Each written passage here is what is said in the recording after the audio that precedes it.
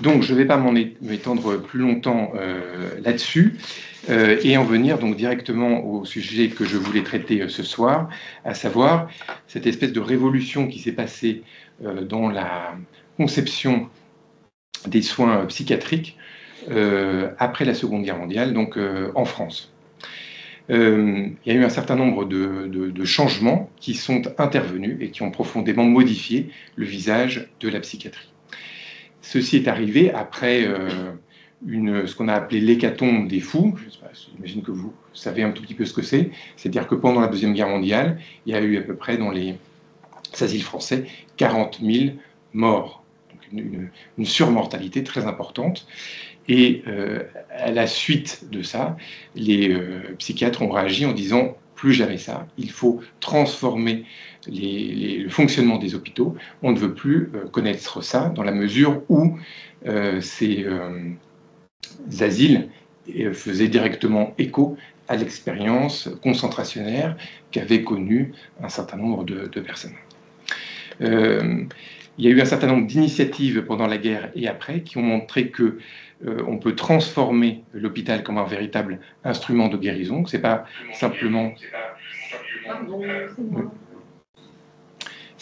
un lieu de relégation dans lequel on exclut un certain nombre de personnes qui ne répondent plus aux attentes de la société, mais que grâce à une prise en compte des besoins de ces patients, grâce à l'amélioration des traitements, et pas que la découverte des neuroleptiques, mais l'amélioration des traitements humains, on peut transformer le pronostic de ces patients. Cette transformation de l'après-guerre va aussi déboucher sur la notion de secteur dans laquelle on fonctionne encore aujourd'hui, c'est-à-dire qu'on va créer des structures de soins qui sont implantées directement dans les lieux où habitent les patients. Ce sont les hôpitaux de jour, les CMP, les CATTP, des structures de soins qui nous paraissent habituelles aujourd'hui, mais qui n'existaient pas avant les années 50.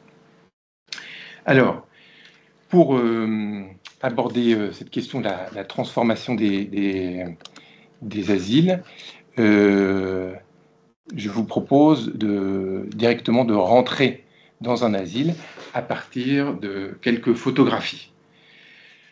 Donc, c'est des photographies qui sont prises au début des années 50, mais en fait, elles reflètent des lieux qui n'ont pas changé, qui ne sont pas modifiés, et qui en fait sont quasiment les mêmes depuis la fin du XIXe siècle. Donc vous voyez ces couloirs là à Poitiers, avec ces femmes qui attendent, qui sont à peu près toutes habillées de la même façon. Et on en retrouve d'autres, là, à Maison-Blanche, vous voyez, avec une grande chemise de nuit, dans une salle où elles passaient le plus clair de leur temps.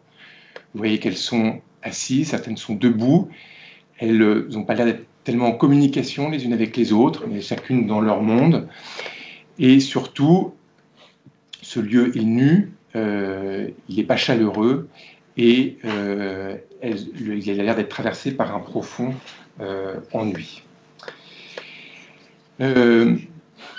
L'hospitalisation, depuis la loi de 1838, c'est d'abord une incarcération, une privation de liberté. Il y a très peu de placements libres, très peu de services ouverts, et donc la question des grilles est permanente, les grilles qui séparent l'hôpital de l'extérieur, les grilles à l'intérieur des services, et surtout les portes fermées. Et puis donc, ces clés qui jouent un rôle très important pour passer d'un espace à un autre.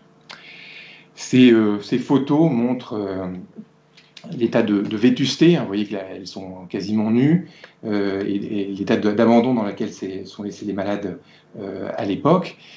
Il faut savoir que quand on rentre dans un asile dans les années 30, on se sépare de ses effets personnels, on les laisse au vestiaire, on n'a plus ses vêtements personnels, plus sa montre.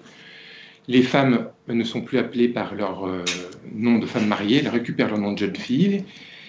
ils déposent tous leurs bijoux, leurs alliances, bref, ils sont complètement dépersonnalisés et réduits à un statut d'aliénés. Évidemment, donc, ce statut aggrave les choses, alors même que ce sont déjà des gens qui souffrent, qui ont des difficultés par rapport à leur identité ou leur sentiment d'être inadapté. Chaque section, à peu près un psychiatre à l'époque, son service c'est entre 4 à 600 patients, il est généralement seul plus un médecin adjoint, parfois un interne, et puis le reste, donc, c'est des infirmiers. Voilà. Et les sections, en fait, sont divisées en fonction du type de pathologie. Et donc, il y a les quartiers qui sont dévolus aux patients calmes, à ceux qui peuvent travailler. Et puis, il y a le quartier des semi-agités, voire des franchement agités. Et puis, il y a le quartier aussi des gâteux ou des gâteuses, c'est-à-dire ceux qui sont incontinents. Et puis, il y a même, Hélène Chez nous disait, il y avait un quartier des mordeuses, dans lequel on avait arraché les dents aux patientes qui mordaient trop. La séparation des sexes est de rigueur, bien sûr, aussi bien pour les patients que pour le personnel. Donc vous voyez là une salle d'asile encore, avec sous la surveillance des infirmiers, et puis ces lits très particuliers qui sont des lits donc, qui permettent justement le lavage pour plus facile pour les patients incontinents. Donc, jusque dans les années 30, le personnel non médical des asiles, ils sont encore appelés des gardiens ou des surveillants. Ils n'ont pas de formation spécifique. Hein. Ils sont recrutés souvent pour leurs critères physiques. Hein, il faut être costaud pour soulever des patients, pour les affronter. Ils sont recrutés généralement dans la population locale et parmi les malades eux-mêmes. Les malades un peu guéris, bien entendu. Ils ont l'obligation souvent d'être célibataires, voire de dormir à l'asile. Hein, et ils ne peuvent pas quitter l'asile sans autorisation du patron. Et puis, il y a une très grande ségrégation entre les patients et les infirmiers. Par exemple, c'est une médecin qui a raconté que dans les années 60, il y avait sur les couverts, par exemple, dans la cuisine, il y avait des petites pastilles rouges pour les patients, pour les couverts qui étaient dévolus aux patients. Pourquoi? Parce qu'on pensait encore que la folie était héréditaire, et donc on ne voulait pas manger avec les mêmes couverts que les patients. Le personnel infirmier mangeait avec des couverts spécifiques. Et puis il y a une très grande ségrégation sociale qui pèse sur la folie. Savoir qu'une jeune femme, par exemple, qui est rentrée à l'asile sans avoir été mariée, souvent sa réputation était perdue, et donc elle ne pouvait pas trouver de mari, elle ne pouvait pas se marier. Hein. C'était une conception encore très héréditaire de la folie. On pensait que la folie se transmettait, et donc que cette femme aliénée allait forcément transmettre la folie à sa descendance. Les infirmiers étaient sans arrêt pris par la surveillance. Ils étaient hantés par l'idée du suicide ou de la fugue, qui était très importante à l'époque, et donc il y avait un recomptage sans arrêt des patients. Et donc on voit combien il y avait un certain nombre de choses qui rappellent complètement l'univers carcéral. Bon, on pourrait encore multiplier comme ça ces images très terribles de l'asile et du surencombrement, qui était le lot de ces services, et du manque absolu d'intimité qui existait. Ça, par exemple, c'est une chambre d'isolement, et donc entièrement recouverte de carreaux, et avec de la litière, voilà, et avec un jeune homme qui s'en échappe. Vous voyez encore là une image du repas avec uniquement des couverts en métal, enfin et puis donc une image un peu plus vivante, mais avec des locaux quand même extrêmement dégradés. Voilà. Et puis surtout ces photos montrent encore l'omniprésence des moyens de contention là qu'on voit au deuxième plan, vous voyez, avec ces ceintures qui retenaient les patientes les plus agitées. Ces photographies donc, sont issues d'un travail de Jean-Philippe Sarbonnet, qui est un photographe humaniste, qui a fait un reportage sur les asiles dans les années 55. Voilà. Alors, Voilà la situation. Alors, donc, comment les choses vont évoluer? Je regarde bien. Il y a peu de changements avant la Seconde Guerre mondiale. Ce qui change un petit peu, c'est au moment du Front populaire, notamment avec le statut des infirmiers, qui va être la création donc, du premier diplôme d'État d'infirmier. Et donc là, on va professionnaliser en fait le rôle de l'infirmier. On va y avoir vraiment des véritables écoles de formation et qui vont être qu'on veut instituer au niveau national. Et puis avec le Front populaire, c'est l'idée que l'État a des devoirs envers la santé de ses concitoyens. Et donc que l'État doit prendre en charge, donc c'est avant la création de la sécurité sociale, hein, mais que l'État déjà doit développer une politique en faveur de la santé publique. Et ça, en fait, ça va aussi se développer, on va le voir, pendant la Seconde Guerre mondiale. Mais donc, comme je vous le disais, la parenthèse du Front populaire, auquel aussi on doit le changement de nom, l'abandon du terme d'asile pour celui d'hôpital psychiatrique, l'abandon du terme d'aliéniste pour celui de psychiatre. Cette parenthèse du Front populaire se referme vite avec l'arrivée de la Seconde Guerre mondiale, et donc de ce que je vous disais, ce qu'on a appelé donc l'hécatombe des fous, avec plus de 40 000 morts de patients pendant la Seconde Guerre mondiale.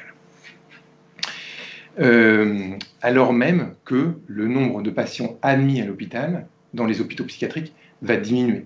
C'est-à-dire que le nombre d'admissions, du fait du conflit, la plus grande tolérance en général des familles, il y a moins de gens qui sont envoyés à l'hôpital, mais malgré tout, donc, il y a une hécatombe. Pourquoi? Parce que en fait, au début de la guerre, il y a un décret qui est voté pour augmenter les besoins nutritifs de tous les hôpitaux, sauf que c'est accordé aux hôpitaux généraux et refusé aux hôpitaux psychiatriques. Ça ne sera en fait appliqué aux hôpitaux psychiatriques qu'en 1943, au début 1943.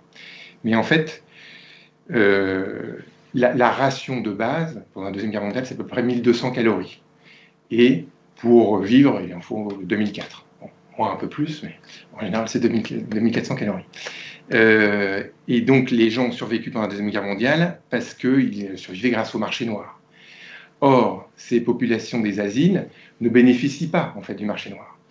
Leurs proches sont loin, leur envoient moins de colis, et ils sont minés donc, par la famine, et ils sont minés aussi par la tuberculose.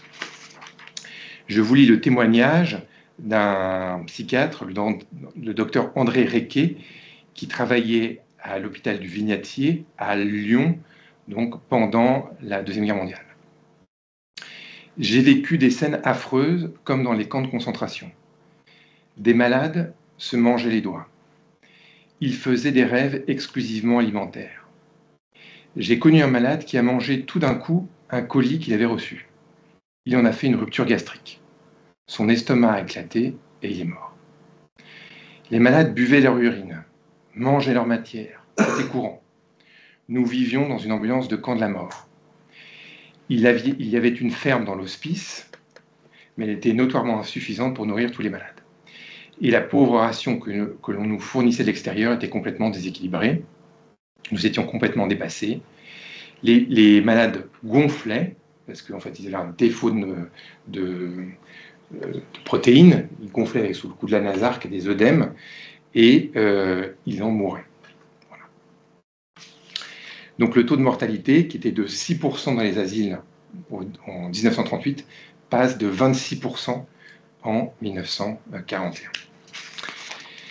Cette situation est rapidement connue, puisque les deux médecins sur lesquels je vais revenir, Bonafé et Daumaison, présentent un rapport en 1947 pour parler de cette surmortalité, mais en fait, dans l'après-guerre, sous silence, il y a d'autres chantiers, et on passe à autre chose. Et ça reviendra en fait dans les années 80, avec l'extermination douce de Max Laffont, qui est un médecin qui va en faire sa thèse.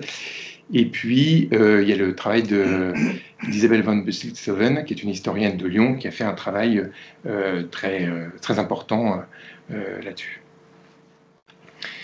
Mais en fait, de façon conjointe, pendant la guerre, il y a d'autres initiatives. Le régime de Vichy est un régime paternaliste qui va aussi beaucoup s'intéresser à la santé de ses enfants, des petits-enfants. Et il va développer un certain nombre de considérations, un certain nombre de choses pour les enfants, notamment des dispensaires de santé mentale pour les jeunes enfants. C'est le début de la pédopsychiatrie, en fait, avec des dispensaires de consultation. Il va créer aussi le carnet de santé, par exemple, le régime de Vichy, l'ordre des médecins. Bon. Il y a un certain nombre d'initiatives comme ça qui nous sont restées et qui viennent de là. Mais pendant la guerre, les psychiatres qui se trouvent un peu séparés de leurs autorités de tutelle vont avoir un certain nombre d'initiatives et vont, face à ce cataclysme qui est créé par le fait qu'ils n'ont plus d'infirmiers parce qu'ils sont tous partis au front ou ils sont prisonniers, qu'ils ne peuvent plus nourrir leurs patients, un certain nombre de psychiatres vont avoir des initiatives pour essayer de sauver un peu leurs institutions, leurs services, et vont avoir des idées qui vont avoir une longue postérité. L'expérience la plus... voilà, une photo aussi de patients hein, qui ne viennent pas de Buchenwald, hein, mais de Clermont-de-Loise. Hein, vous voyez donc l'état de nutrition dans lequel ils sont.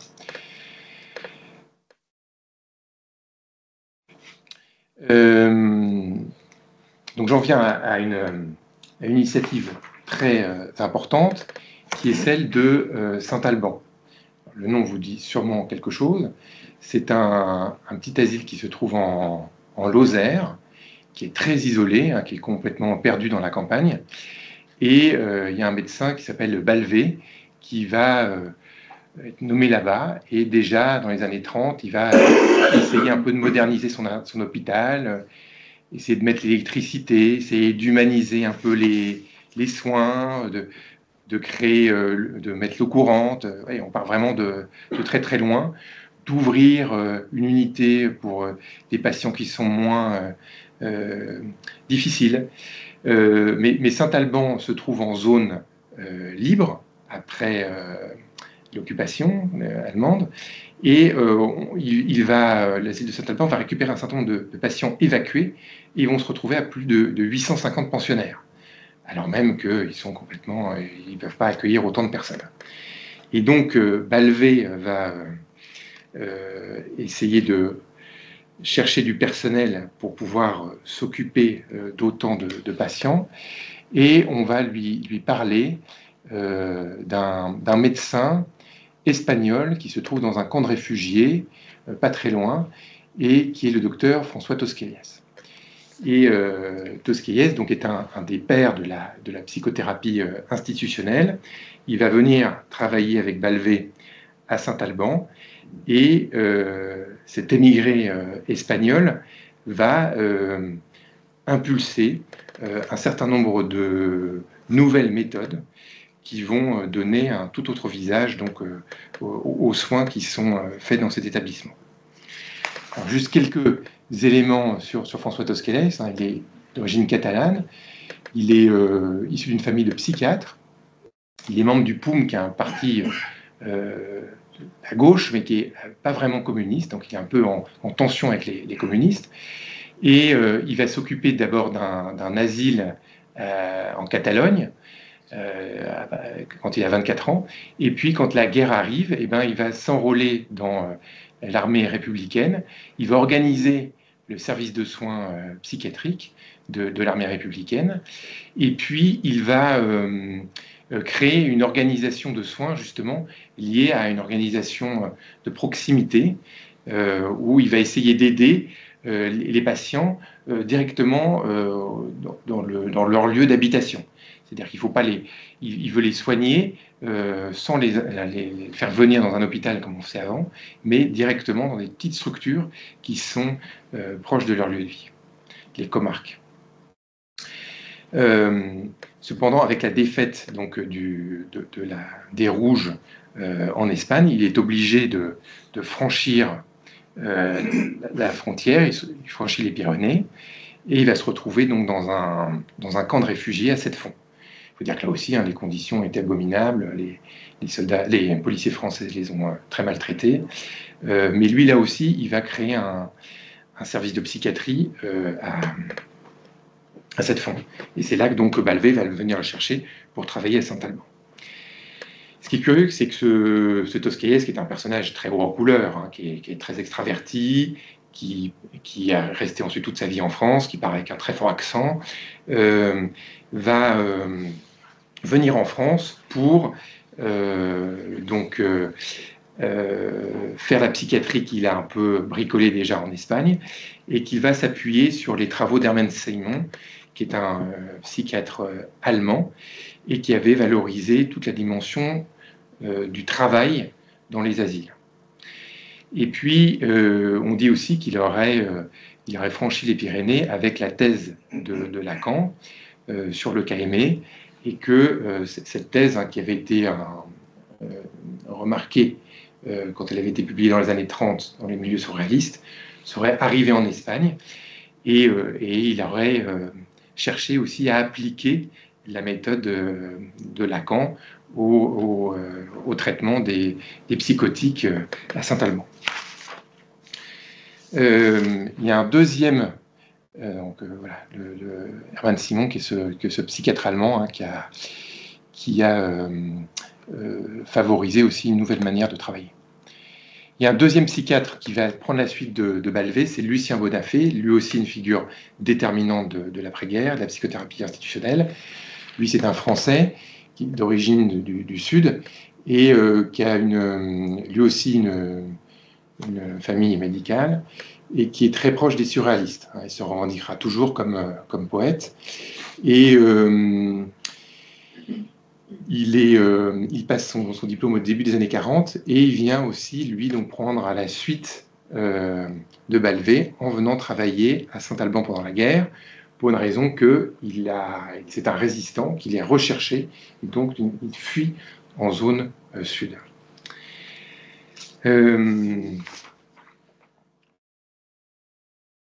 Qu'est-ce qui se passe concrètement à Saint-Alban?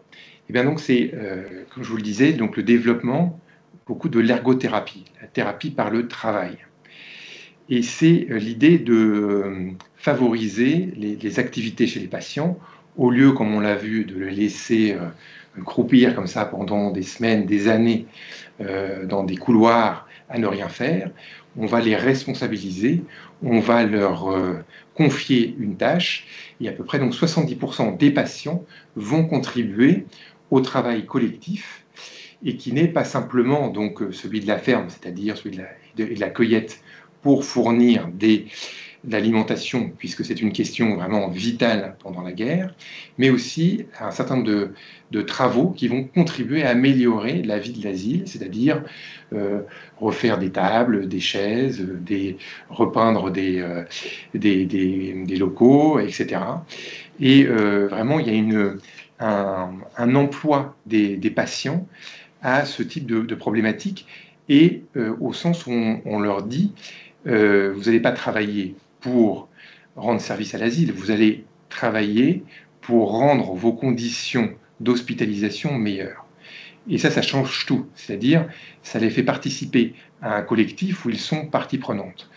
Ils sont plus simplement l'objet d'une hospitalisation ou d'une incarcération, ou l'objet éventuellement d'un traitement, mais là, ils participent directement d'une façon active à la vie de l'institution.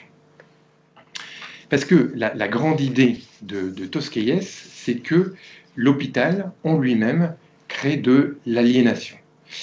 L'aliénation, c'est un terme à la fois psychopathologique et marxiste, à la fois que l'aliéné, il est doublement aliéné. Il y a d'une part l'aliénation de sa maladie, il est pris par ses tourments, sa douleur, ses angoisses, et puis il y a l'aliénation aussi, au sens où il est prisonnier d'un rôle dans l'institution, où on lui demande un certain nombre de choses, et où le fait de le renvoyer à un statut de malade inactif va créer une pathologie secondaire. Et donc, Tosquiès va développer le principe de l'asepsie, c'est-à-dire, comme sur le modèle d'Ambroise Paré, au début, il ne faut pas nuire, il ne faut pas créer en fait une maladie qui est amenée par le médecin ou par l'institution, et qu'il faut donc la guérir en se prémunissant des effets qui sont créés par l'institution. C'est ce qu'il appelait aussi la sociothérapie, c'est-à-dire le fait de transformer la vie sociale. Il veut faire de Saint-Alban un asile-village, c'est-à-dire un asile où toutes les professions sont représentées, et en faire une communauté vivante. Donc il va créer aussi des lieux culturels, une bibliothèque, une buvette, il va créer des manifestations festives, créer des pièces de théâtre, et tout ça est fait non pas simplement pour distraire les malades, mais vraiment pour les impliquer dans des expériences de création, des expériences collectives qui s'inscrivent dans la durée et qui doivent les aider à retrouver un sens de l'initiative et des responsabilités. Donc il s'agit de restaurer une valeur et une dignité aux aliénés en leur donnant un rôle, des responsabilités, et pas simplement de les réduire à un statut de malade. C'est un lieu très, très dynamique, Saint-Alban, puisque c'est perdu dans la campagne. L'armée allemande n'a pas les moyens de couvrir tout le territoire, en fait, et elle va accueillir un certain nombre aussi de résistants. Et parmi ces résistants, il y en a certains qui sont restés célèbres, comme Paul Éluard. Vous savez combien les poètes avaient une responsabilité très grande dans ce qu'on appelait la propagande à l'époque, hein, de la résistance. Vous connaissez le chant peut-être des fusillés, vous connaissez peut-être le poème Liberté, justement, Éluard, Liberté, je cherche ton nom, qui a été parachuté par les avions anglais sur les villes françaises pendant la guerre. Donc Éluard, qui est un peu poursuivi pour ses activités en zone occupée, va passer en zone libre à Saint-Alban pour venir se réfugier parce qu'il connaît Bonafé. Il va venir avec sa femme, Nuche, qui travaillera d'ailleurs comme infirmière pendant quelques mois. Et puis, ils vont participer aussi à stimuler la vie culturelle, pas simplement avec des productions écrites, des poèmes, mais aussi la production des arts plastiques, avec notamment des œuvres que Éluard va ramener à Paris et va faire connaître à Dubuffet. Dubuffet reviendra à Saint-Alban ensuite, et il commencera après la guerre à valoriser à travers ce syntagme de l'art brut les productions des aliénés, des patients qui sortent des hôpitaux pour venir dans des lieux d'exposition, des musées, et qui donnent vraiment un statut différent aux productions qu'on appelait psychopathologiques et qui étaient jusqu'à présent uniquement dans des collections privées des psychiatres. Et puis il y a un autre, il a une photo avec Nuche, donc Éluard, et puis Bonafé, et puis donc ce souvenir de la Maison des Fous, ces poèmes qu'il a écrits là-bas. La femme, c'est qui? Nuche, Maria Benz, c'était la femme d'Éluard à l'époque. Et puis donc il y a un autre, je vous ai mis aussi un poème sur le cimetière des aliénés. Et puis il y a un autre aussi personnage connu qui est venu à Saint-Alban, c'est bien sûr Georges Canguilhem, qui était professeur de philosophie, qui est venu aussi se réfugier pendant quelques mois à Saint-Alban. Et François, tu avais édité d'ailleurs une observation qu'il avait faite d'une patiente, c'est la rare observation de Canguilhem, qui a écrit un ouvrage déterminant qui s'appelle Normal et pathologique, alors, vous connaissez sûrement, qui était aussi un des maîtres de Foucault et qu'il a beaucoup soutenu. Et il avait passé son diplôme de médecine après avoir fait des études de philosophie. et il a eu ce bref passage donc dans un asile. Voilà. Et donc, vous voyez, cette transformation des soins psychiques, des soins de l'asile, va de pair aussi avec une lutte à ce moment-là contre l'occupant. Et il y a une identité, en fait, entre l'oppression qui est liée à la maladie et l'oppression qui est due au fascisme et à l'occupant. Et que tous ces médecins, ces poètes, il y a beaucoup d'hommes, mais bon, qui étaient des résistants aussi, qui étaient profondément en lutte contre le régime nazi, ce sont eux aussi qui ont participé à vraiment un changement profond des conditions de l'asile.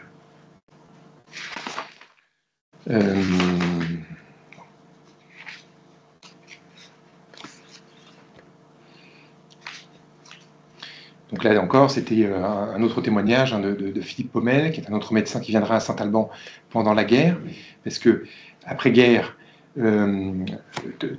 Bonafé va quitter l'asile, il va plus s'en occuper, il va prendre des fonctions au ministère de la Santé, puis après à Rouen.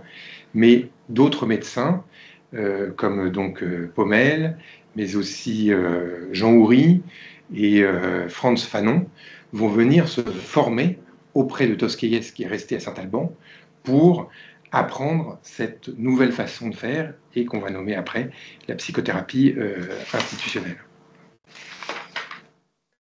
Donc là, c'est des exemples des extraits d'un film, donc Les Jours Heureux, ce que vous m'avez prêté, Florence. Oui, je le dirai aux gens, je le prête à tout le monde. Hein. Voilà. C'est un DVD, Les Heures Heureuses. Qui est fait donc sur Saint-Alban. Voilà, donc on voit les malades hein, qui participent donc aux travaux, là à l'imprimerie. Et vous voyez donc cette implication vraiment des patients dans la société de l'asile. Et ça, c'est vraiment un grand bouleversement.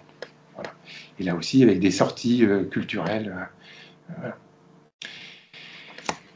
Alors, arrive la libération, et donc un certain nombre de jeunes psychiatres, hein, ils ont 30, 40 ans à l'époque, ils sont assez jeunes, hein, ils sont nés au début du siècle, ils vont essayer de transformer la psychiatrie sous forme d'initiatives un peu clairsemées. Et ça, c'est une grande spécificité aussi de l'époque, c'est-à-dire que ces transformations, elles viennent directement des médecins qui travaillent dans leur service. Ils vont avoir une liberté de travail qui va leur permettre de transformer les locaux et les façons de faire d'une façon qui est bien différente hein, d'aujourd'hui, où aujourd'hui les transformations sont surtout décidées par une administration et ne sont pas forcément, et la liberté qui est laissée aux cliniciens est beaucoup moins grande.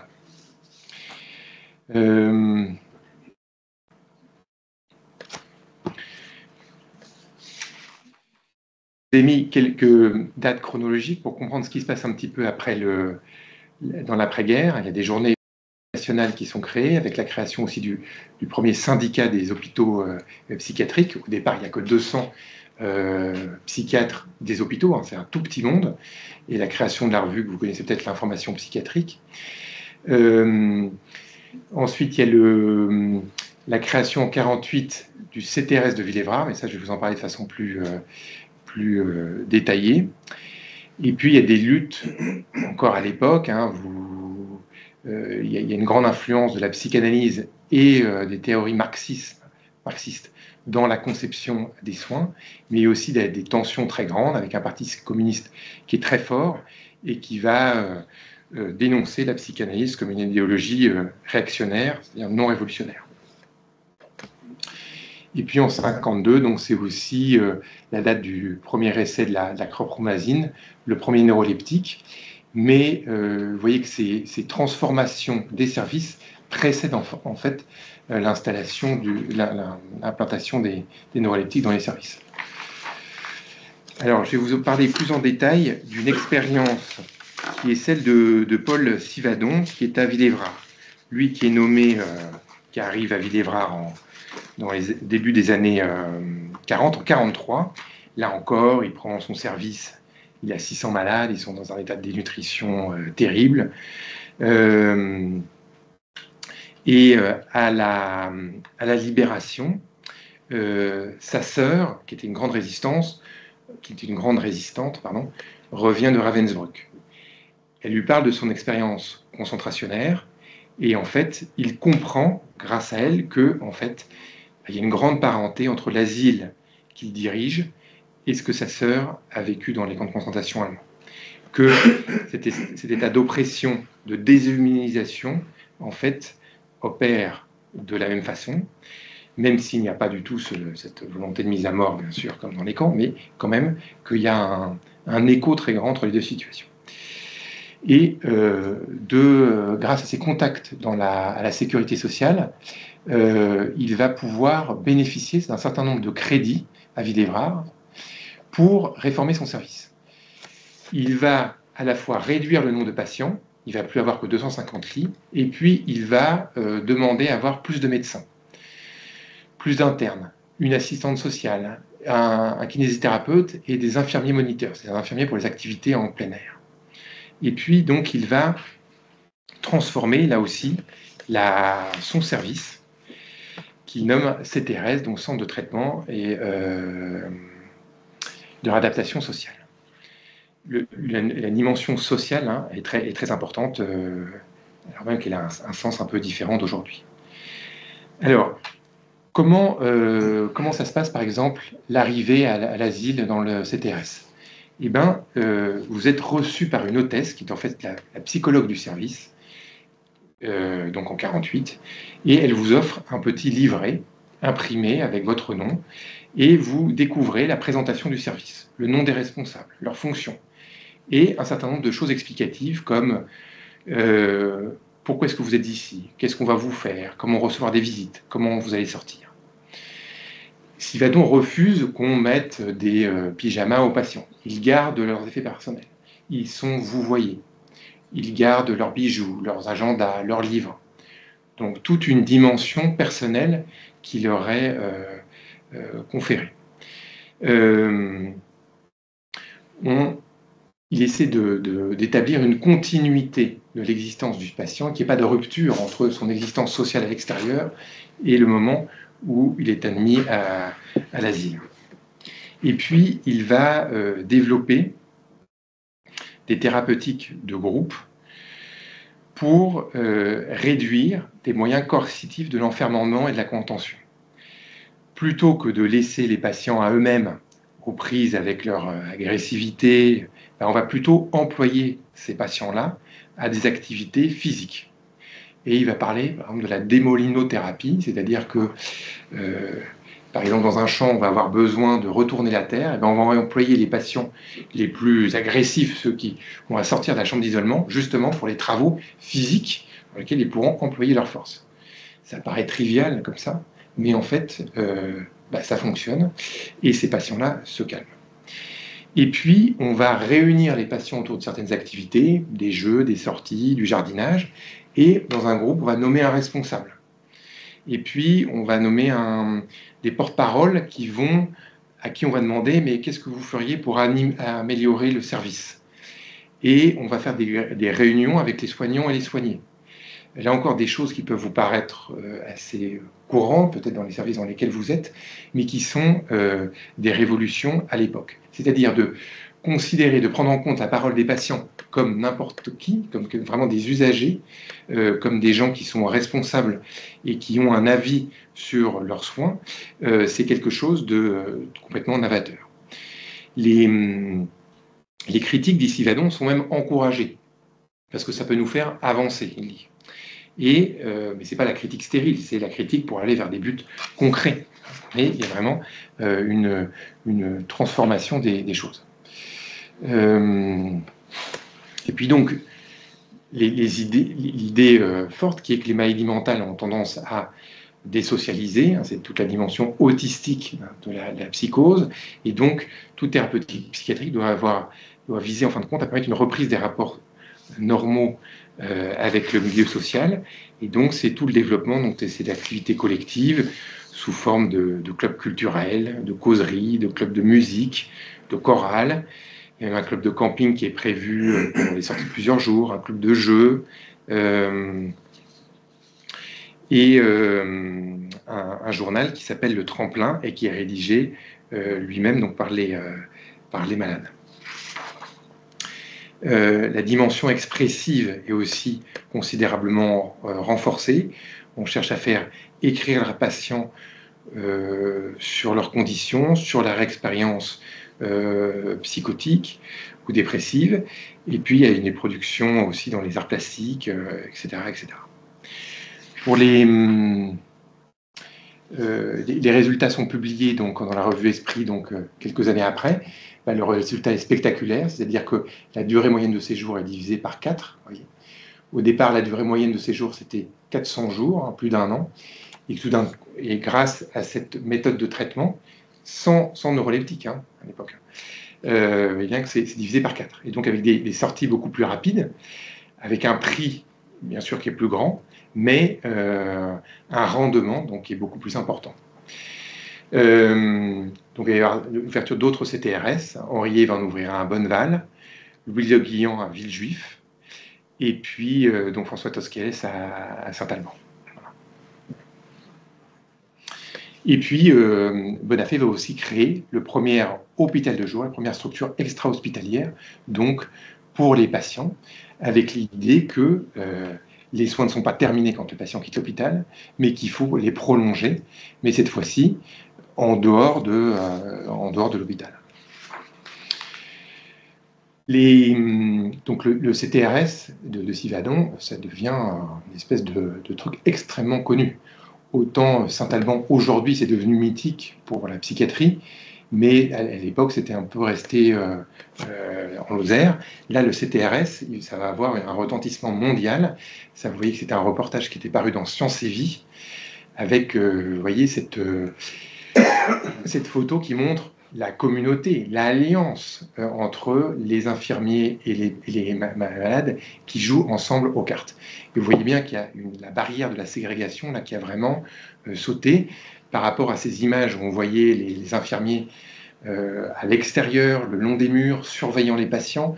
Là, on voit vraiment s'associer à une vie commune. Vous voyez aussi donc Paul Civadon qui est là avec ses lunettes et sa psychologue donc, qui faisait l'entrée et qui s'appelait Madame Tourneau. Et vous voyez donc une réunion aussi avec les patients. Et vous voyez là l'ambiance beaucoup plus chaleureuse aussi de la repas, les clubs de musique, la vannerie. Et puis donc pour les patients les plus régressés, ceux qui ne peuvent pas participer à des activités collectives comme artistiques ou de sortie, Civadon insiste beaucoup sur les soins corporels. Il a embauché des kinésithérapeutes et là vous voyez qu'il fait un jeu de collaboration avec des balles pour les patients qui dit les plus régressés, c'est-à-dire probablement des patients autistes, ceux qui n'ont pas forcément accès à une vie relationnelle très, très importante, mais il va essayer de développer des jeux comme ça pour favoriser des contacts quand même avec les patients qui très souvent ont tendance quand même à s'isoler et à se fermer aux autres.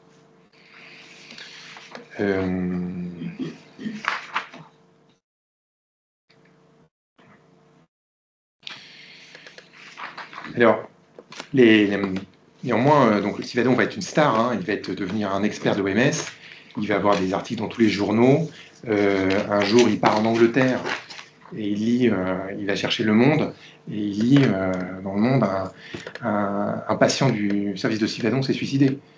Donc il apprenait dans le journal, avec les moyens de communication de l'époque, qu'un de ses patients s'était suicidé, et c'était dans le journal du Monde. Donc à l'époque, on parlait de ce service parce que c'était vraiment un service de pointe qui transformait la vie et le devenir des patients. Mais il va susciter un grand nombre de jalousies parce que comme il a beaucoup plus de moyens que les autres, et ses collègues médecins-chefs lui disent « Non mais attendez, toi, tu as 4 fois plus de médecins que nous, c'est normal que tu aies de meilleurs résultats, nous aussi, on voudrait avoir la même chose. Mais au départ, ça ne suit pas.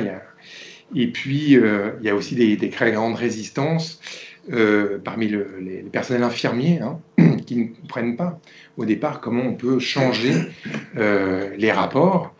Les infirmiers sont à l'époque très mal payés, mais ils ont quand même un statut dans l'asile où ils ont la considération du respect normalement par rapport aux autres, par rapport aux patients. Et là, le fait qu'on leur demande de faire des choses qui les met au même niveau que les patients, bah, ça va créer un certain nombre de différences. Et puis, on est encore dans les années 50, où le médecin jouit d'un statut comme ça, très paternaliste, où il fait peur. Et donc, on va avoir tendance à mentir au patron et pas lui dire exactement ce qui s'est passé pour régler les choses entre infirmiers. Voilà. Mais donc cette expérience est très fondatrice et va essaimer comme ça, comme un espèce de modèle pour d'autres services. Alors là, pour être complet, hein, je vous ai mis une diapo là sur la chlorpromazine, donc qui arrive, c'est pareil, quasiment au même moment. Hein. D'abord 52 les premiers essais, et puis 55 où c'est vraiment utilisé un petit peu dans tous les services. Et là aussi, donc ça va transformer le pronostic des patients. Mais il faut dire que c'est loin d'être la seule thérapeutique active. Hein. À partir du milieu des années 30, en fait, les psychiatres disposent d'un certain nombre de méthodes de choc, comme la cure de Sackel ou l'insulinothérapie, et puis les électrochocs, qui vont avoir des effets très importants, pour les aliénistes de l'époque, ils vont voir un changement très fort sur les devenirs des patients grâce à ces thérapeutiques de choc. Il y a aussi hein, la chirurgie sur le cerveau, avec la lobectomie. Hein. Il y a eu 3 prix Nobel de médecine pour la psychiatrie, dont un, c'est Moniz pour la lobectomie.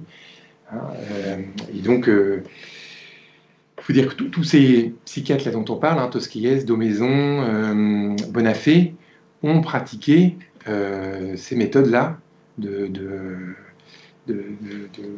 d'enlever le lobe frontal chez des patients, parce qu'au départ, on pensait hein, que ça avait un effet, ça calmait beaucoup l'agitation, avant qu'on se rende compte, quand même, au bout de quelques années, que c'était très néfaste.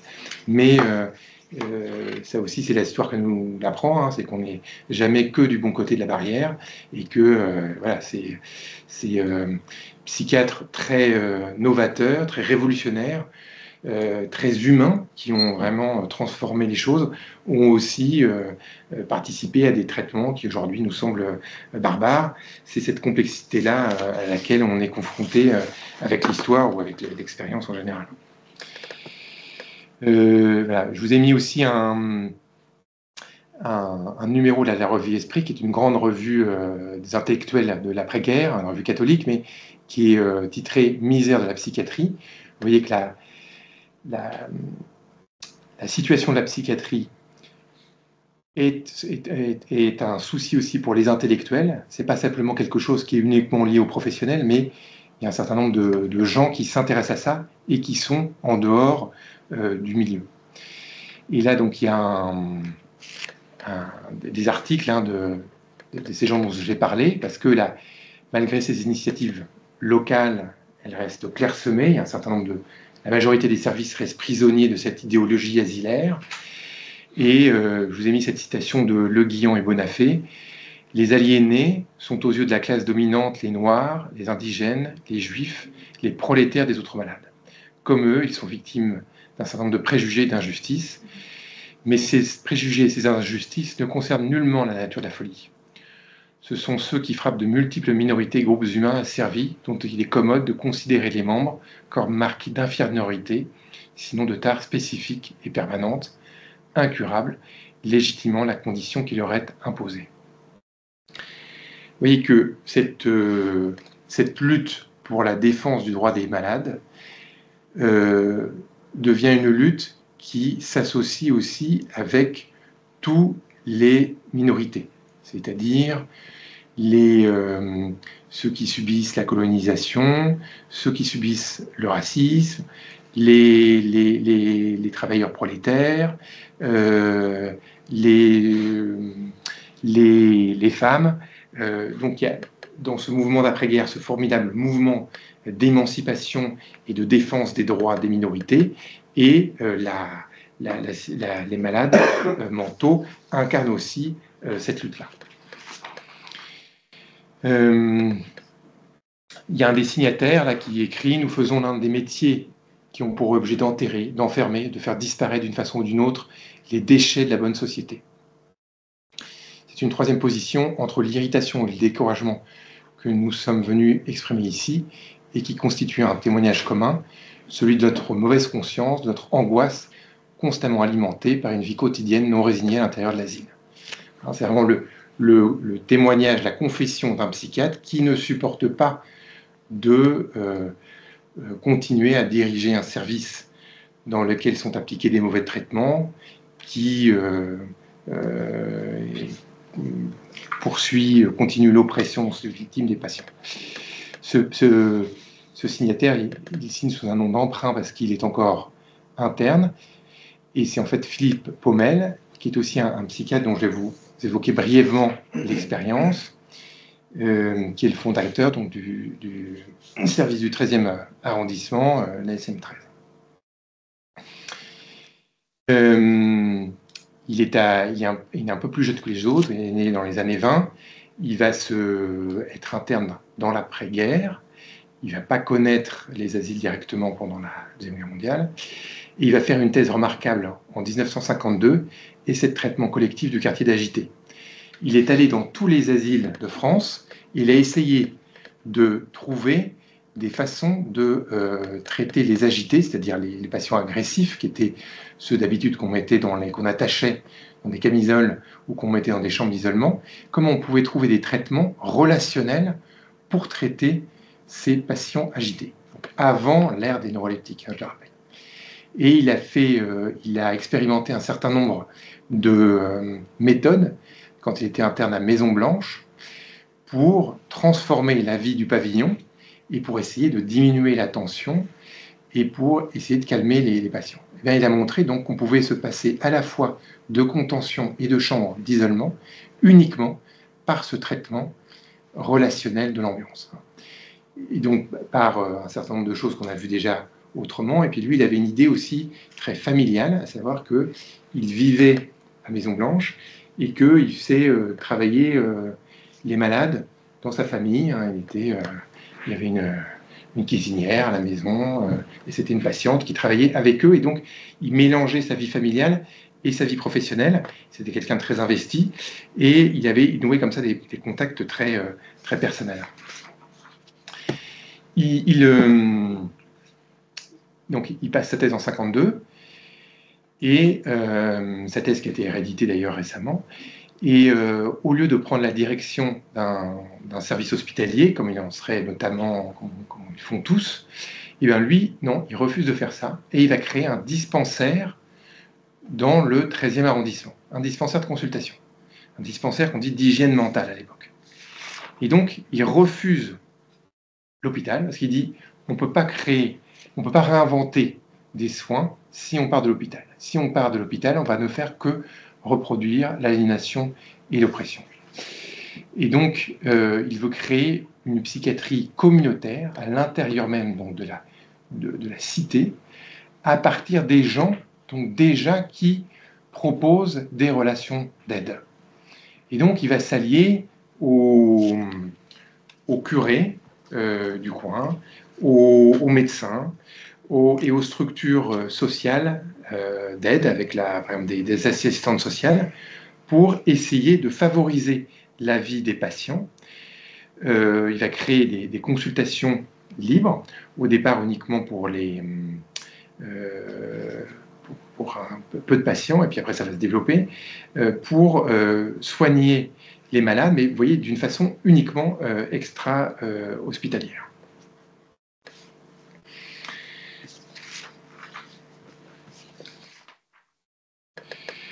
Le 13e ne prend la place d'aucune institution psychiatrique préexistante, car il n'est pas possible de sortir d'une institution asilaire.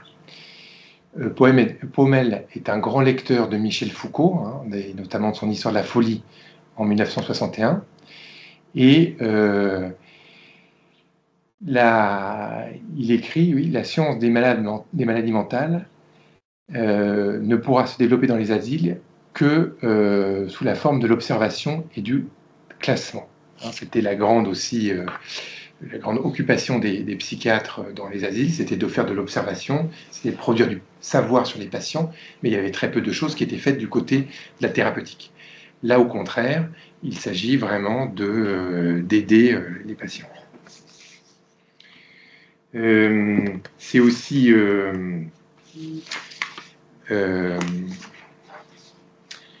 quelqu'un qui va s'allier avec les psychanalystes, qui va beaucoup s'appuyer sur les théories freudiennes pour considérer l'autre comme un alter ego et pour penser la relation à l'autre à partir de la psychopathologie.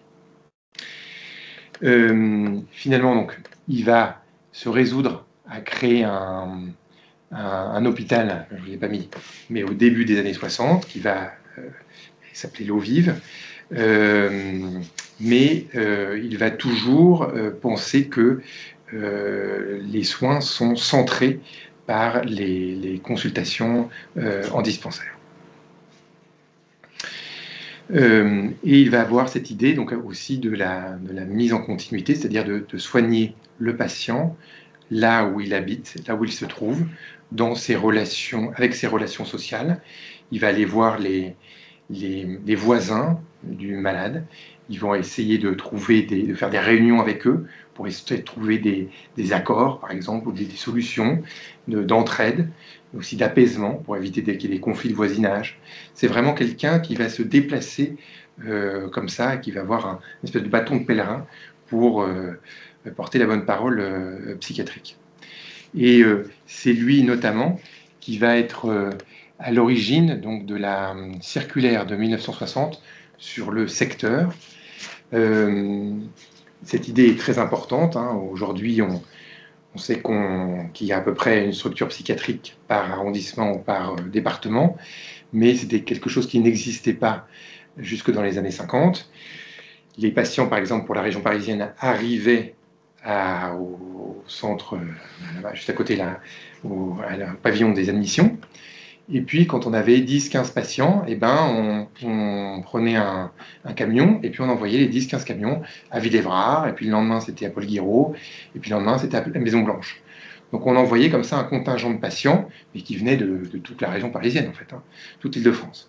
Et donc, l'idée qu'il faut au contraire commencer à ce qu'un service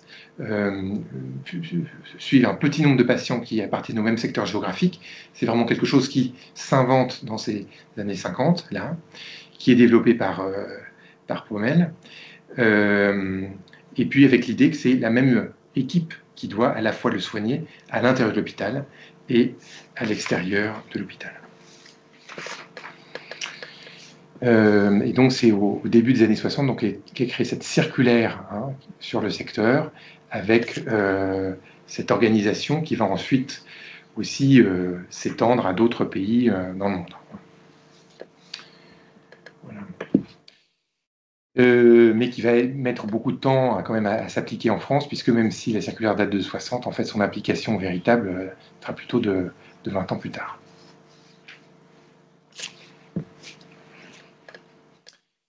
Donc avec des adaptations de la psychanalyse qui là aussi va se forger au contact des patients psychotiques avec une adaptation du cadre. C'est plus la cure type sur le divan, mais c'est des entretiens en face à face et avec donc toute une élaboration théorique autour des travaux de la psychanalyse, par exemple avec la schizophrénie, par exemple avec les travaux de Murakami. Puis le développement aussi beaucoup de la psychanalyse à destination des enfants, par exemple avec Serge Lebovici. Je pourrais pourrais pas vous parler de Jean Houry, dont voilà, là aussi il y a beaucoup de livres, de films qui sont faits sur la clinique de la Borde. Il y a aussi un lieu mythique et très différent pour soigner les patients psychotiques et qui existe toujours.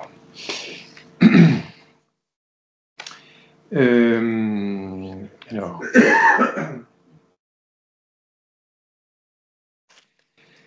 j'en viens à ma conclusion. Donc, vous voyez que on en vient à considérer cette période comme un peu la deuxième révolution psychiatrique. La première, c'est celle de Philippe Pinel, quand il invente l'asile et le traitement moral au moment de la Révolution française. Et là, donc, après ces circonstances effroyables de la guerre, il y a un vent de renouveau qui souffle sur la psychiatrie, avec cette attention qui est portée aux manières d'organiser les soins à l'hôpital psychiatrique.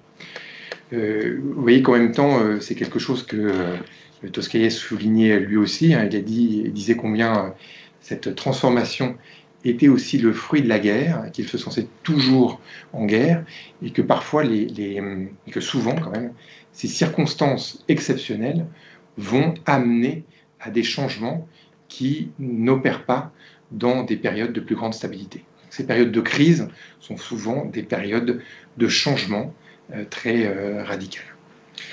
Et que cette expérience de la Seconde Guerre mondiale a fait que il n'était plus possible de considérer de façon aussi négative le malade, que le malade est devenu au contraire un alter ego qui avait autant de droits et de devoirs que n'importe qui, et qu'on ne pouvait plus continuer à le discriminer et à l'exclure. Il faut donc l'inclure dans la communauté, à la fois la communauté du service et puis la communauté de son lieu de vie, et qu'il existe un certain nombre de choses en commun avec le patient, qu'un certain nombre de choses se partagent, comme ces parties de cartes ou ces activités artistiques. Il est donc indispensable de retrouver une humanité commune qui a été mise à mal par la réclusion asilaire et qui a transformé aussi bien les soignants que les soignés. Tous les deux ont été abîmés par cette formation de l'asile et il faut se déprendre de ce modèle. Vous voyez aussi donc que ce mouvement a été porté aussi par une grande volonté de redonner la voix et le regard aux patients. Je pense que c'est le sens aussi de ce montage, de cette installation que je vous ai mise de Cesare Inzerillo, qui date de 2009, et qui est un artiste italien, et qui montrait donc ces photos de patients dont, vous voyez, un certain nombre d'aspects du visage avaient été gommés, mis à mal comme ça par l'institution, et combien la psychothérapie institutionnelle, par l'accueil qu'elle a fait aux potentialités créatives aussi de la folie, aux potentialités créatives du délire, a pu redonner cette voix aux psychotiques. Voilà. Je vous souligne encore pour terminer combien cette révolution elle a été faite depuis le bas, c'est-à-dire depuis la clinique, hein, par les soignants et par les soignés, hein, les patients ont intégralement participé à cette transformation, que rien n'aurait pu être fait uniquement par la volonté des médecins, et que peut-être qu'on peut regretter un peu aujourd'hui que justement les changements ne viennent que de l'HAS ou des laboratoires pharmaceutiques, et qu'il n'y a pas plus de possibilités d'inventivité ou de liberté qui soient laissées directement dans chaque service. Voilà, je vais m'arrêter là-dessus pour ce soir. Et puis,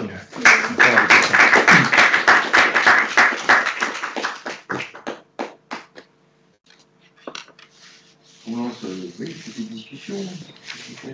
À la salle déjà, les plus jeunes peut-être. Oui, bien sûr. Si on commence par les vieux, moi je veux dire d'abord que j'ai trouvé passionnant ton histoire, parce que c'est vrai que cette partie de l'histoire avec Saint-Alban, c'est extrêmement important dans l'histoire de la psychiatrie, et on en parle très peu finalement. Alors comme tu l'as dit, il y a des tas tu aurais peut-être pu nous dire un petit mot sur Frantz Fanon quand même, parce qu'il a été interne chez Toscaïès pendant 18 mois, et c'est à partir de son expérience chez Toscaïès, le contact avec les résistants, puis après médecin-chef à Blida et les colonisés, qui va construire toute son œuvre contre la colonisation. Hein, oui. De la terre, oui, tu connais mieux ça effectivement que moi. Enfin, mais oui, effectivement, donc Frantz Fanon, je ne sais pas si vous le connaissez aussi, qui a participé à la lutte contre la décolonisation, et lui aussi donc un résistant, et qui s'est formé aussi donc à Saint-Alban. Donc les travaux sont très cités aujourd'hui, effectivement. Ouais.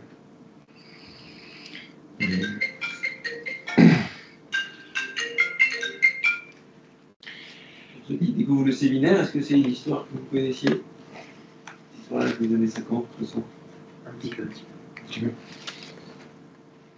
On en a vu une partie en psychologie. Oui. Notamment en fait, sur l'amélioration en fait, des conditions de l'hôpital. Parlez bien fort si vous voulez pour les gens qui sont en ligne. Ah oui, pardon. Je dis c'est quelque chose qu'on a vu nous en cours de psychologie, en introduction à la psychologie, notamment sur l'amélioration en fait, des conditions de vie au sein même de l'hôpital. C'est un petit peu un parcours qu'on a vu très très récemment en fait, où ça retraçait vraiment bien ce que nous on avait vu.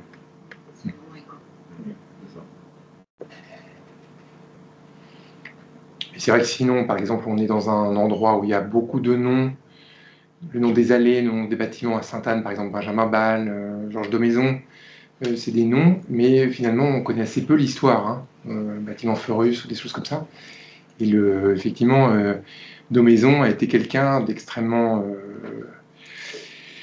engagé, notamment dans la transformation des soignants, des infirmiers. Hein. Il a fait sa thèse là-dessus dans les années 30, et puis il a voulu vraiment transformer les choses. Il était aussi à l'initiative du premier syndicat, il était vraiment dans une lutte pour la transformation de l'ambiance, hein, dans les services. Et c'est quelqu'un dont c'est vrai qu'on l'a encore aussi assez oublié, hein, on ne publie plus les travaux. Bon. Frantz Fanon bénéficie, lui, au contraire, d'une aura du fait de tous les post-colonial studies, beaucoup plus cités. Oui. Du côté des femmes psychiatres aussi, il y avait Constance Pascal. Il était beaucoup pour ça, les conditions de vie. Alors, tout à fait, oui. Alors, Constance Pascal, elle meurt en 1938, je crois. Donc, c'est plutôt, effectivement, dans les années 30, un peu avant, mais effectivement, c'est quelqu'un... merci de le rappeler. Constance Pascal, hein, oui. Une biographie là, qui est sortie l'an dernier sur elle. Par Félicia Gordon, merci. Qui rappelle effectivement une des premières femmes psychiatres, et effectivement qui a aussi beaucoup cherché à humaniser les soins dans des services surpeuplés. Voilà. Oui. Du coup, c'était pas juste une lutte d'après-guerre. Alors, si en 1930, il y avait déjà des... Mais en fait, c'est resté des efforts très isolés qui concernaient surtout les aspects matériels. Et en fait, tout cet aspect de considérer autrement le patient, vraiment dans l'inclure dans une relation qui a un tout autre sens, ça c'est vraiment à partir de Saint-Alban et dans l'après-guerre. Voilà. Mais effectivement, donc c'est une histoire où il y a surtout des hommes. Donc il y a une psychiatre qui est très connue, qui est Hélène Chéniaud, qui a repris le CTRS de Sivadon. Mais c'est surtout des hommes, mais d'une certaine façon, quand même, ils sont aujourd'hui, on pourrait dire, très animés, très travaillés par la fonction du care, quand même. Donc des hommes qui ont plutôt des fonctions qu'on dirait plutôt féminines aujourd'hui, enfin classiquement féminines. Se soucier de l'autre, l'aider, bon, voilà. Donc en fait, et puis, j'ai oublié de te dire, bon, il y a eu cette transformation des services qui sont devenus aussi mixtes, hein, après avoir été pendant très longtemps unisexes, et pour les personnels soignants aussi. Alors, il y a un livre qui vient de sortir de Camille Ropsis, qui est une professeure York, je crois, qui met en perspective justement Frantz Fanon, Tosquelles et comment il s'appelle, Guattari, qui s'appelle Désaliénation, voilà, qui est assez intéressant. Il y a quelques erreurs historiques, mais qui vient de sortir et qui fait un peu la une des médias aussi. Est-ce qu'il y a d'autres questions?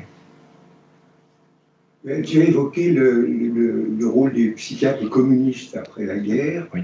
Et tu as mentionné ce texte des psychiatres communistes contre la psychanalyse. Oui. Or, ils étaient beaucoup plus ambivalents que ça. Sven Schwabin, qui était médecin-chef à côté, il nous racontait qu'il signait le manifeste et qu'en cachette, il allait chez l'analyste. Oui. Et que Bonafé lui-même était assez favorable à la psychanalyse, contrairement à ce qu'il racontait dans ses livres. Oui, oui. On lit Libovici, Gestenberg, ils sont quand même des petits idéalistes. Oui. Non, mais c'était toute une époque quand même où l'idéologie politique avait la main mise sur l'orientation dans les services. Bon, c'est une époque très politisée qui a un peu disparu. Mais c'était des gens aussi, voilà, qui étaient tous militants. Et il y avait des disputes très fortes. Par exemple, Tosquelles et Bonafé se sont disputés après Saint-Alban. Voilà. Il y en a un qui était communiste, l'autre du POUM, et ça ne marchait pas du tout ensemble. Effectivement.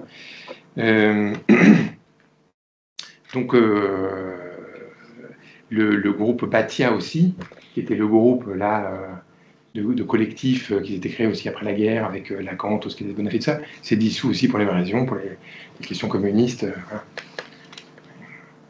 Effectivement, c'était un facteur de clivage important.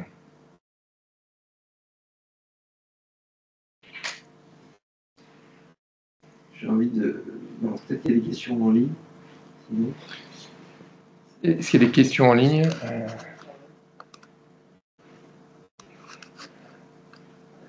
Voilà. Question. Alors, une question de M. Lavallée, Kevin Lavallée, que je vais lire à haute voix. Merci pour votre question. Savez-vous si l'ampleur de la Seconde Guerre mondiale en France, qui a détruit de nombreuses villes et traumatisé une immense part de la population française, a pu également jouer un rôle dans l'humanisation des aliénés par effet de compassion? Les gens auraient-ils pu se rendre compte à plus grande échelle de ce qu'un trouble psychiatrique implique? Oui, c'est une bonne question.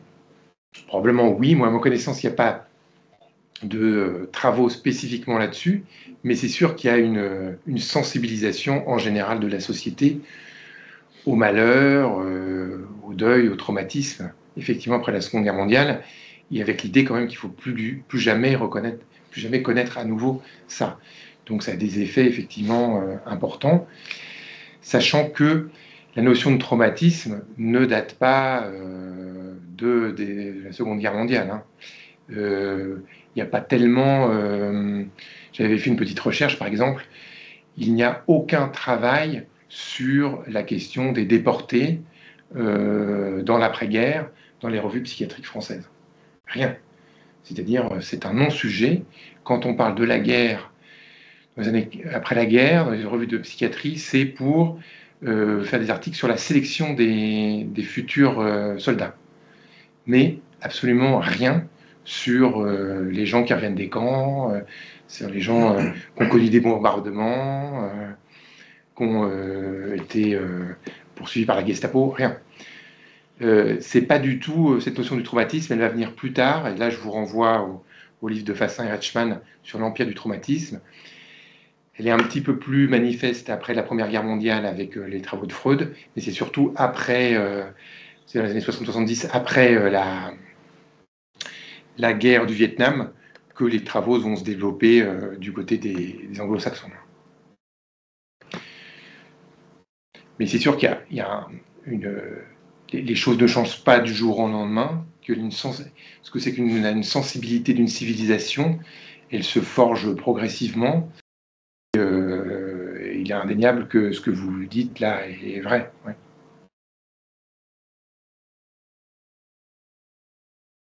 Oui. Peut-être une question un peu générale. Pour en venir peut-être à aujourd'hui, entre les différentes révolutions dont vous avez parlé, donc il y a cette première grande révolution avec Pinel, donc cette deuxième révolution, donc on a l'impression qu'à chaque fois c'est des sortes de c'est une sorte d'histoire de l'esprit, enfin, c'est un truc un peu hegelien, quoi, qui va dans le bon sens de l'histoire, où voilà, après une séparation radicale entre les aliénés et les gens normaux, on se rend compte que c'est plus ou moins des humains avec Pinel, ensuite on se rend compte qu'en plus c'est des humains, il faut à peu près bien les traiter, donc après il y a une sorte de gradation, quoi. Et je me demandais, alors étant extérieur à la psychiatrie, je me demandais, en gros aujourd'hui, enfin, quelle serait éventuellement la troisième révolution s'il devait y en avoir une, s'il y a une sorte de demande qui émane de la psychiatrie, parce que moi, du peu que je sais, et du peu que vous avez semblé dire en fait aussi à la fin, sur la crise du métier de psychiatre de manière générale, la crise des moyens de manière générale, j'ai surtout l'impression qu'en fait aujourd'hui la psychiatrie, en tout cas le milieu médical de manière générale, est plutôt confronté à un problème de moyens, on va dire, un peu politique, un peu plus général. Et je me demandais si justement après ces deux grandes révolutions qui étaient finalement des vraies révolutions institutionnelles, comme vous disiez, aujourd'hui en fait quelque part j'ai l'impression qu'il n'y aurait même plus les moyens en fait de révolutionner les institutions. En fait quelque part il devrait se donner les moyens de pouvoir révolutionner l'institution, et il me semble que la conclusion de vos propos c'est qu'il y avait une forme un peu de dépossession, et que quand bien même il y aurait des demandes fortes du côté des psychiatres, il devrait en fait actuellement pas tellement les moyens de les traiter. Voilà, je ne sais pas si c'est une bonne question. Tu veux compléter? En fait, ça sort un petit peu donc, du champ d'études d'intervention de Clément. Mais ce qu'on peut peut-être dire, c'est qu'aujourd'hui, les psychiatres n'ont plus en main l'administration de leur métier. À l'époque, par exemple, que ce soit Sivadon, Daumaison, dont le bâtiment à côté porte le nom, au CPOA, c'était des médecins qui étaient des médecins-chefs, qui étaient écoutés par les autorités, qu'on prenait au sérieux. Même les directeurs des hôpitaux les prenaient au sérieux, ou même ils étaient eux-mêmes directeurs de l'hôpital. Et ça, ça a beaucoup évolué, c'est-à-dire que la société, les pouvoirs publics veulent être beaucoup plus présents dans la gestion au quotidien des institutions, des différentes structures, et donc ils ont beaucoup plus leur mot à dire, et les médecins se fatiguent un peu de cette situation, et au point où les médecins ne veulent même plus s'impliquer, parce que finalement, ce qui est mis à la discussion s'éloigne de plus en plus de la médecine. Alors, est-ce que, du coup, il faut que nous devenions médecins des administrateurs? Est-ce qu'il faut qu'on devienne des fonctionnaires de l'institution, des bureaucrates, pour qu'on puisse à nouveau redevenir des médecins? Alors ça fait à nouveau apprendre un autre métier sur le tas, exercer un autre métier, et c'est vrai que le métier de psychiatre est très exigeant, nécessite une formation très longue, et pour qu'on puisse délivrer, proposer des soins de qualité, nécessite beaucoup d'exigences envers soi-même. Et j'ai l'impression que les psychiatres de nos jours préfèrent se concentrer sur leur métier plutôt que sur le métier d'administrateur. C'est peut-être une erreur stratégique, mais il est aussi peut-être de la responsabilité des autorités de comprendre quel intérêt il peut y avoir de discuter avec des psychiatres quand il s'agit de psychiatrie. Parce que ça, c'est pas du tout quelque chose qui est à la mode. En particulier, dans le prisme qu'on entend tous les jours, qui est celui de la santé mentale, où la santé mentale s'éloigne de plus en plus de la psychiatrie. Alors, on va voir ce que ça donne. C'est-à-dire que les psychiatres actuellement revendiquent d'autant plus ce vocable de psychiatrie qu'on parle dans les médias ou dans les autorités de santé mentale. Voilà. À mon avis. Singulière. Est-ce que Clément a un pronostic sur la troisième révolution psychiatrique? Moi, j'ai envie de dire que l'ambiance actuelle de la psychiatrie n'est pas du tout favorable à l'inventivité dont tu nous as parlé et qui est indispensable à l'apparition d'une autre révolution. Donc, je crois que votre intervention, elle est tout à fait juste. On ne voit pas du tout comment ça peut évoluer, mais l'ambiance n'est pas du tout à l'inventivité qui est indispensable à une révolution future. C'est un peu plus simple. si je veux compléter de manière plus spécifique aussi, pour en revenir plus à votre sujet peut-être, être un peu moins spéculatif, mais par exemple, sur ces questions des secteurs, par exemple, etc., et sur l'organisation concrète que je ne connais pas très bien pour tout vous dire, est-ce que c'est quelque chose qui est considéré comme plutôt satisfaisant aujourd'hui? Enfin, est-ce que c'est des choses dont on a l'impression que ça fonctionne bien et ce sont des acquis relativement stables pour l'instant? Oui. Bah, en fait, j'aurais tendance à dire que la révolution, la troisième révolution a déjà eu lieu. Je pense que c'est effectivement la révolution de la santé mentale, dans laquelle la psychiatrie n'est qu'un élément pour quelque chose de beaucoup plus vaste. Et qu'en fait, la question des soins psychiques, aujourd'hui, s'est répandue dans la société d'une façon où chacun est concerné par ça, en fait. Que ce soit par le biais du développement personnel, ou par une thérapie, ou par un certain nombre d'outils qui nous permettent de travailler sur notre cerveau et d'accroître nos performances. Je pense qu'aujourd'hui, on peut plus... la santé mentale n'est plus réductible à la psychiatrie est diluée, c'est qu'un petit aspect de quelque chose de beaucoup plus vaste. Et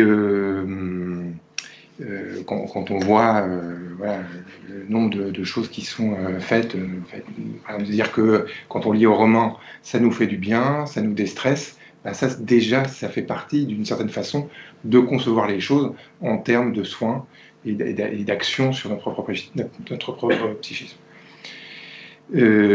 Sur la question du secteur, bah, en fait, là aussi, il y a un problème de moyens, c'est-à-dire qu'aujourd'hui, cette organisation du secteur, elle persiste. Moi, je travaille dans le 13e arrondissement, donc on continue à être très actif, mais effectivement, c'est de plus en plus compliqué. Et puis, il y a une concurrence beaucoup plus grande d'autres structures qui ne sont plus celles du secteur et qui ont beaucoup plus de moyens, qui viennent du médico-social, par exemple.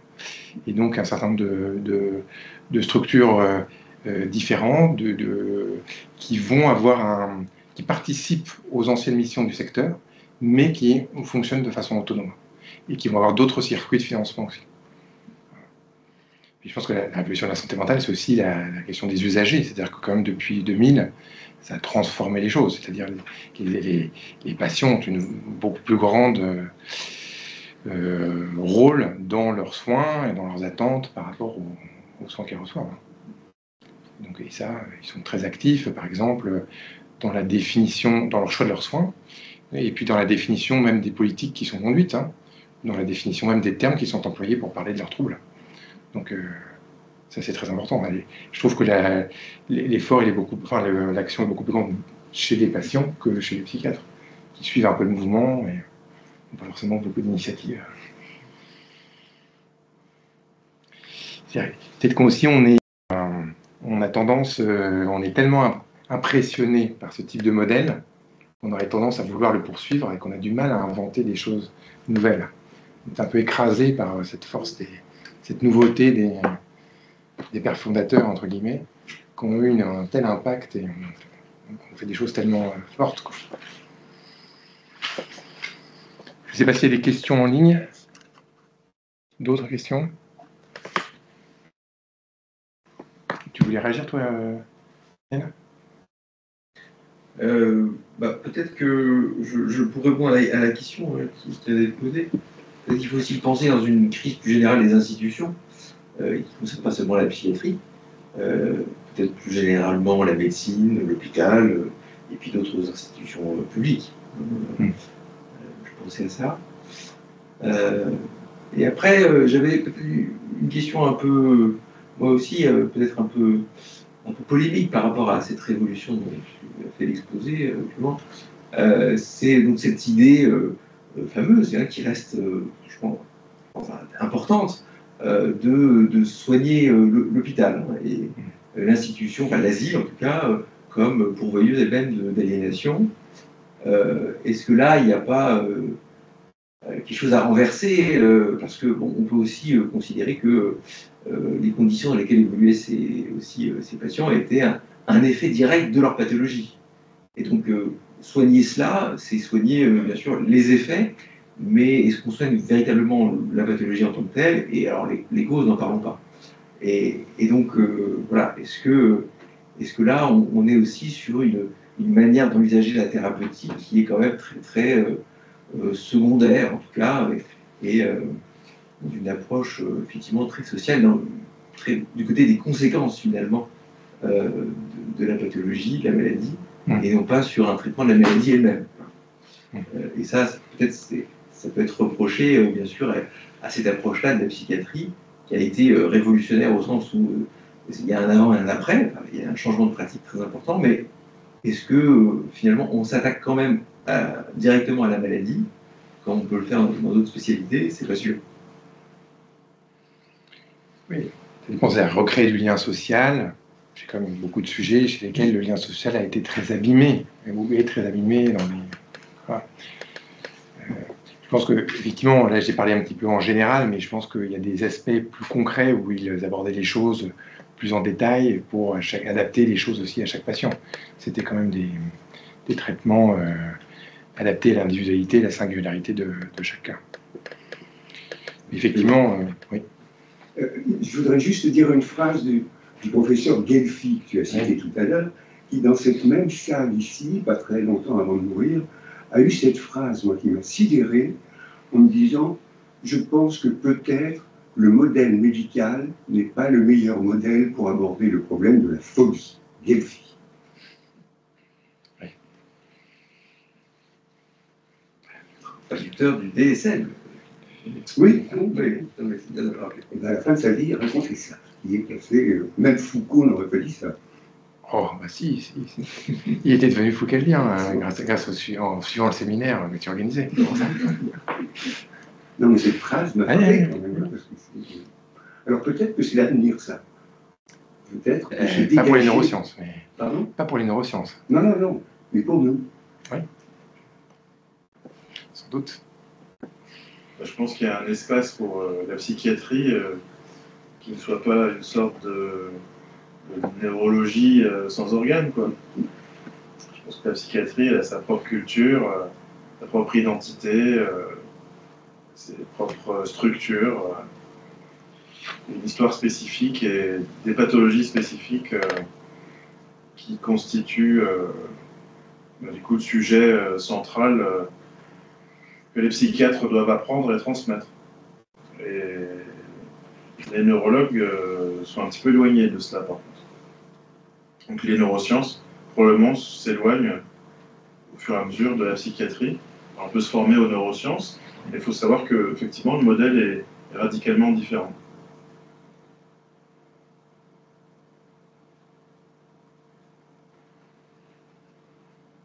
Pas d'autres commentaires ou questions? Écoutez, peut-être qu'on va s'arrêter là du coup. Et on se revoit donc, je crois que c'est le 10 décembre, le mardi 10 décembre, donc c'est pas le premier mardi du mois, hein, cette fois-ci, exceptionnel, c'est le... voilà, Laurence Dubois qui interviendra donc le mois prochain autour de l'asile de Hanwell. Oui. Très bien, Laurence. Oui, on t'entend pas si tu veux dire quelque chose. Oui. Ah non, on t'entend toujours pas. Oui. Ça fonctionne. Oui. Oui. Oui, donc avec plaisir le mois prochain pour présenter l'expérience de l'asile de Hanwell qui Saint-Alban fait beaucoup penser à Hanwell quand même, on en reparlera en décembre. Oui. Il y a beaucoup de points communs. Et la remarque sur le modèle médical aussi, c'est quelque chose de très intéressant dont on pourra reparler, puisque c'est tout un débat au 19e siècle en fait sur la reconnaissance des aliénistes, en fait, mais au départ, beaucoup d'asiles privés qui sont assez progressistes sont tenus par des non-médecins, en fait, par des Quakers, des commerçants, des gens qui investissent dans des asiles. Donc c'est très intéressant cette question aussi du modèle médical ou pas. Donc il y aura plein d'échos en fait à tout ce qui vient d'être dit par Clément ce soir dans cette présentation qui était vraiment passionnante. Donc merci beaucoup. Ben, merci à toi. Et donc au mois prochain alors. Au mois prochain, oui. Merci beaucoup. Merci. Bonne soirée, Laurence. Au revoir. Bonne soirée.